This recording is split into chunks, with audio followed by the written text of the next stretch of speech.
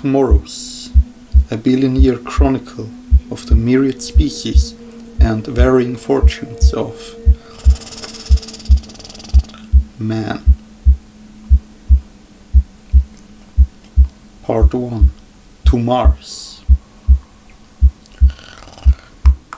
After millennia of earthbound foreplay, mankind's achievements on a noteworthy level began with its political unification and the gradual colonization of Mars.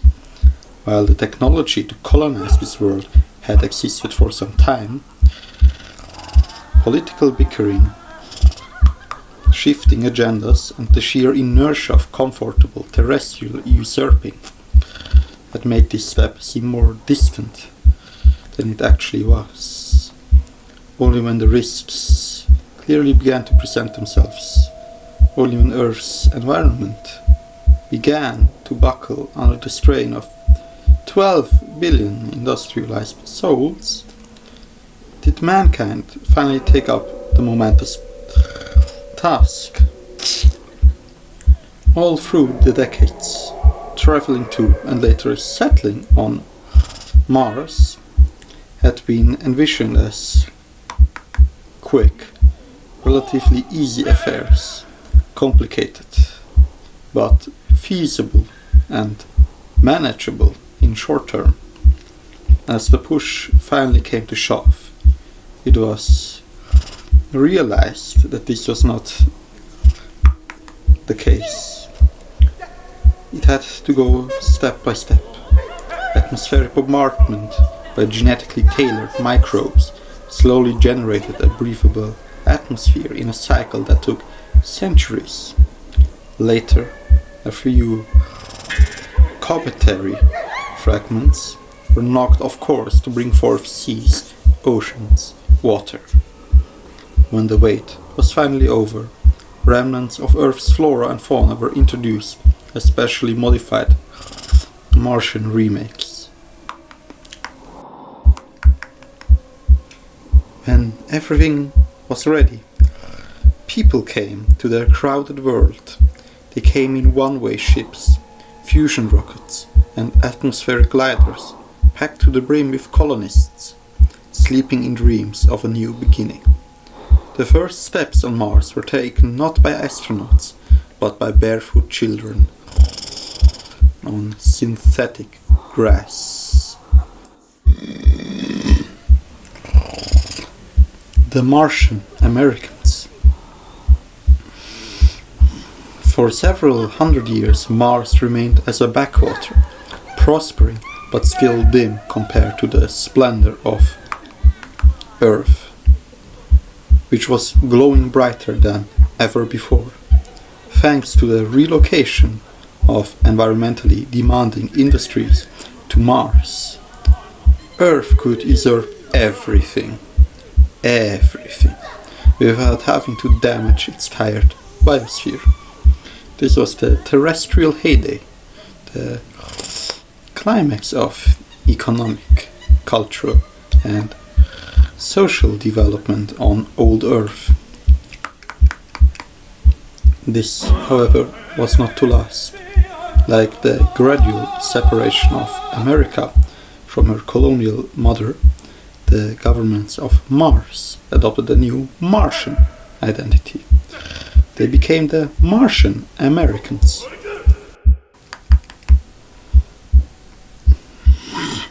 The difference between Earth and Mars was not only political. A few generations in the lighter gravity gave the new Americans a splendidly live frame that would look surreal in their old home. This, combined with a certain amount of genetic engineering, took the Martians' separation to a new level. For a while, the silent schism between the two planets was mutually accepted, and the balance of power hung in an edgy equilibrium. But the Terra-Martian standoff could not last forever.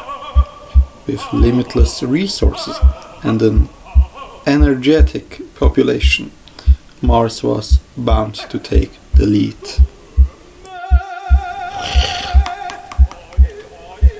Civil War. The Martian turnover was expected to occur in two ways, either through long-term economical gains or by a much shorter but painful armed conflict. For almost 200 years, the former method seemed to take effect, but this gradual stretch eventually did break in a most destructive way.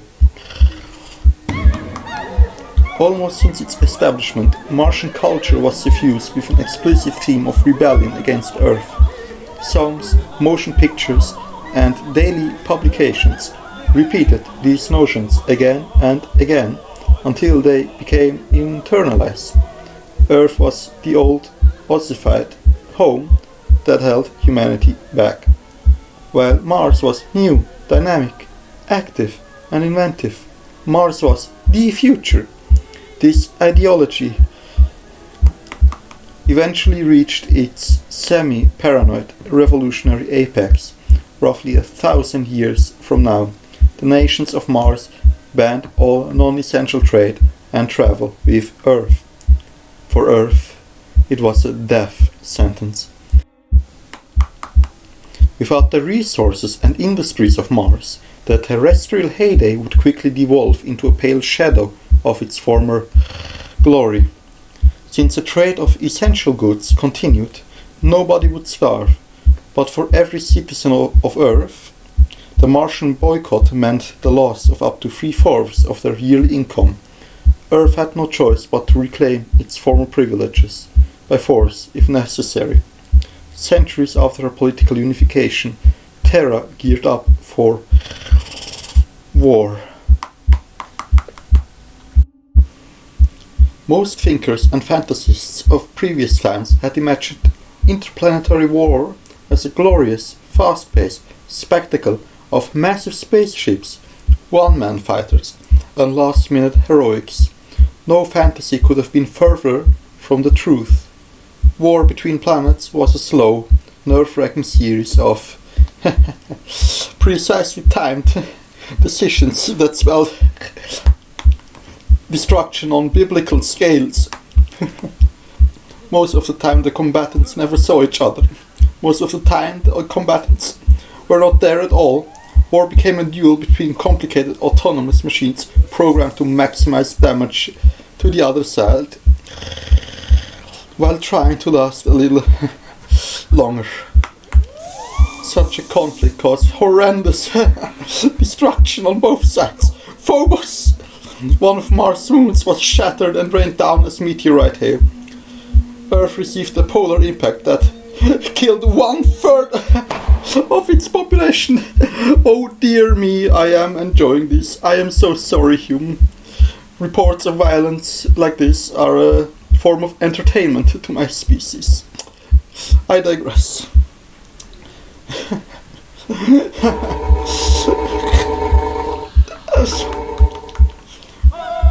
Barely escaping extinction, the peoples of Earth and Mars made peace and reforged a united solar system. It had cost them more than 8 billion souls.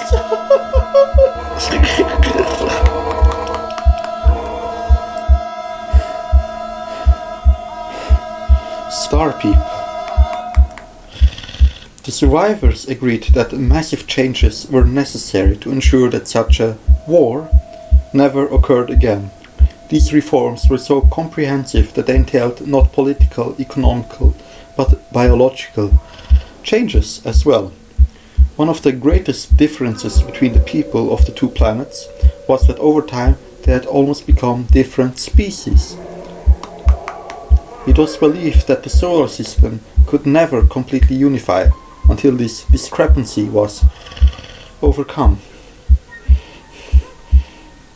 The answer was a new human subspecies, equally and better adapted not only to Earth and Mars, but to the conditions of most newly terraformed environments as well.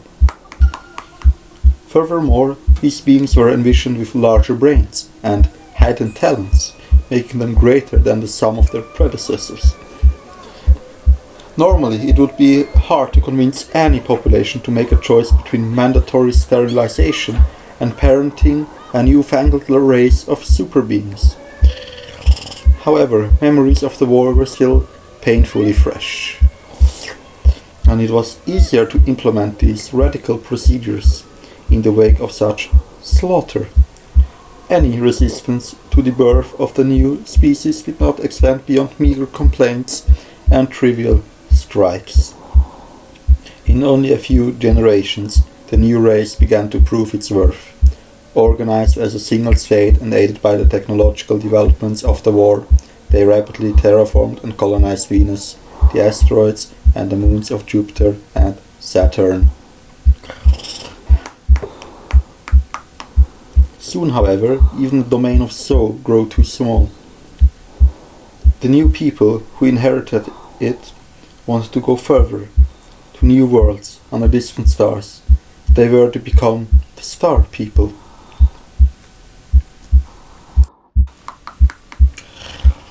Even for the star people, interplanetary travel was a momentous task. Early minds had boggled over the problem, and fantasies such as faster-than-light travel and hyperspace emerged as the only solutions.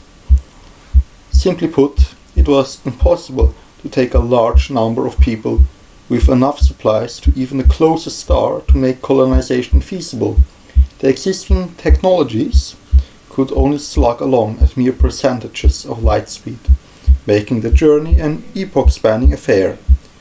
Enormous generation ships were conceived and even built, but these succumbed to technical difficulties or onboard anarchy after a few cycles. The solution was to first go there and make the colonists later. To this end, fast and small, automated ships were sent forth to the stars. On board were semi-sentient machines programmed to replicate and terraform the destination and construct its inhabitants from the genetic materials stored on board. A bizarre problem plagued such attempts. The first generation of humans to be manufactured sometimes developed a strange affection for the machines that made them.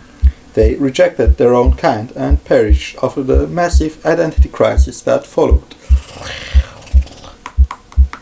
This technological Oedipus complex was not uncommon. Nearly half all the colony founding attempts were lost through it. Even then, however, the remaining half was enough to fill humanity's own spiral arm of the galaxy. Right after mankind's colonization of the galaxy came its first true golden age.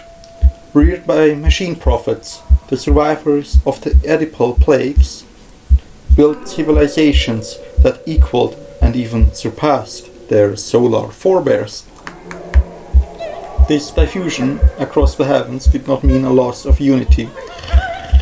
Across the skies, steady flows of electromagnetic communication how primitive, linked mankind's worlds with such efficiency that there was no colony that did not know about the goings-on of her distant siblings. The free flow of information meant, among other things, a vastly accelerated— I'm sorry, human, you must excuse my lapses in pronunciation. You have no idea how difficult it is for me to translate and pronounce this text with the voice apparatus that was handed to me. Let me begin again. The free flow of information meant, among other things, a vastly accelerated pace of technological growth. What couldn't be figured out in one world was helped out by another, and any new developments were quickly made known to all in a realm that spanned centuries of light. Not surprisingly, living standards rose to previously unimaginable levels.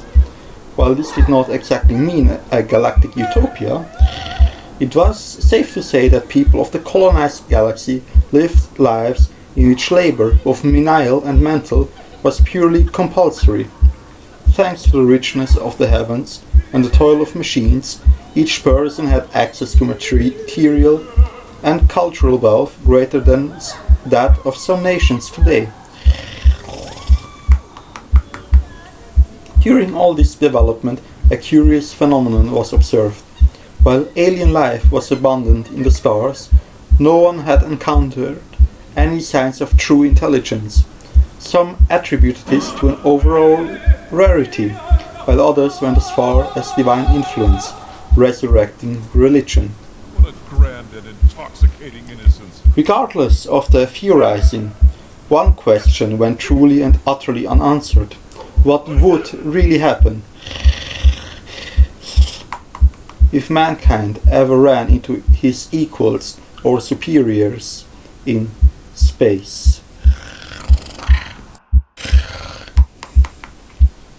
During those times, a small discovery of immense implications warned humanity that it might not be alone.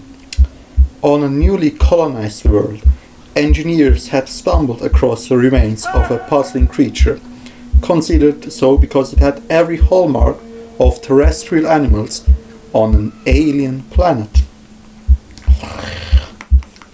Justifiably named Panderavis pandora, the colossal fossil belonged to a bird-like creature with enormous claws.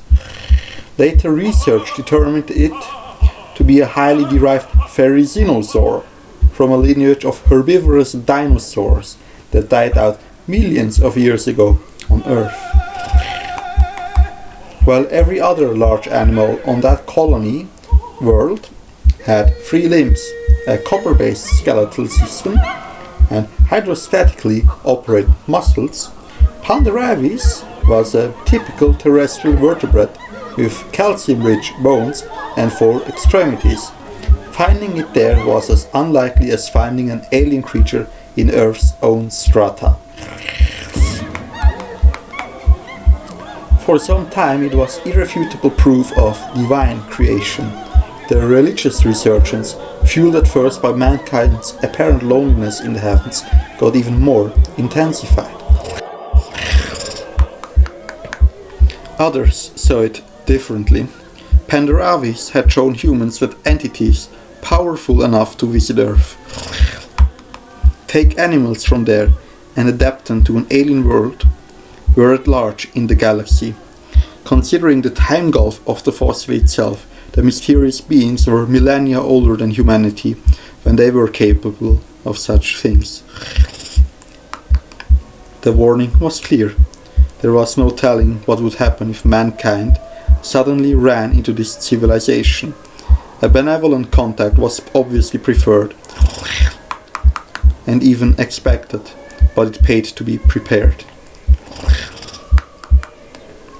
Silently, humanity once again began to build and stockpile weapons, this time of the interplanetary potency. There were terrible devices, capable of novaing stars and wrecking entire solar systems. Sadly, even these preparations would prove to be ineffectual in time.